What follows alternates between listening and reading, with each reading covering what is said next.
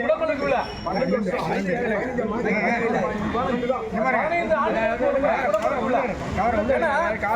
திருச்செந்தூர் வந்து 6 படை வீடுகள்ல ஃபேமஸான அதுல 2வது இடத்துல இருக்கிறவர் தான் திருச்செந்தூர் முருகன்.